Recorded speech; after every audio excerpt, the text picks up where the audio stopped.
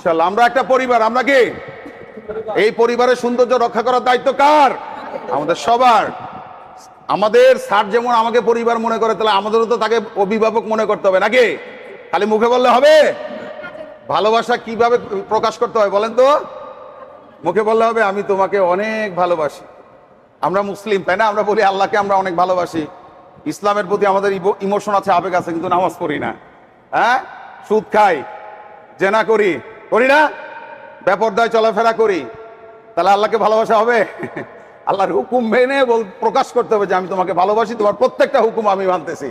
স্বামীরে ভালোবাসি, স্বামী অফিসে যাচ্ছে, তার নাস্তাটা করে দিচ্ছি না, তাকে তার জামাটা আগায় দিচ্ছি না, তার একটা কথা শুনতেছি না, এটা কি ভালোবাসা হবে?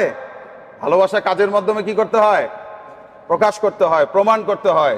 তা আমরা সৈয়দ আনসারুল্লাহ স্যারকে দেখাই দিব যে স্যার আমরা যে কতটা ভালোবাসি, দেখেন আমাদের টার্গেট বাড়াই দিব, আমাদের গুণগত মান আরো ভালো করব, আমরা আমাদের শৃঙ্খলা বজায় রাখবো। কি বজায় রাখবো?